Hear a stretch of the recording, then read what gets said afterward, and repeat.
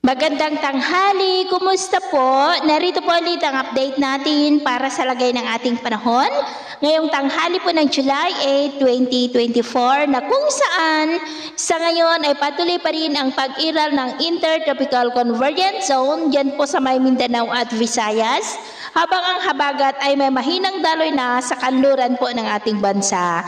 At ang easterlies ay patuloy pa rin na dumadaloy dito po sa silangan ng Luzon. At sa ating long range forecast, wala pa ring bagyo na nakikita na tatawid po dito sa ating bansa for the next 5 to 7 days. Pero nananatili pa rin na may banta ng sama ng panahon na maaaring mabuo sa silangan ng po ng ating bansa sa susunod na mga araw at ang development po naman yan ang ating babantayan kung matutuloy po o hindi.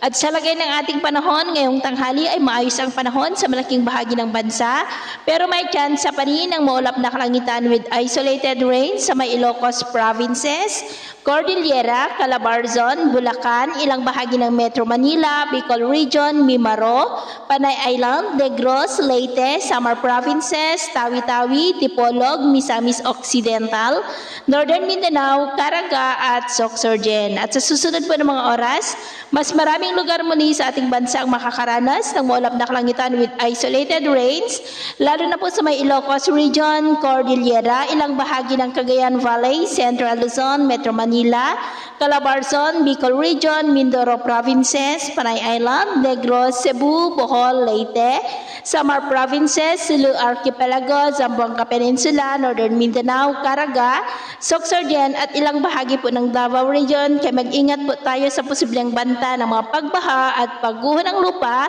lalo na at inaasahan ang may kalakasan na mapag-ulan sa ilang bahagi po. At sa atin naman pong mga baybayin, wala naman po tayong nakataas na namang gale warning signals, pero ba yung pag-iingat lamang po kung papalaot tayo para mas makaiwas sa mga sakunang pangkaragatan. So yun po ng latest update natin sa araw na ito. At ako pumuli si James na nagsasabing, sa kahit na pagsubok po na darating sa ating buhay, huwag po tayong mawawalan ng pag-asa. Thank you and God bless!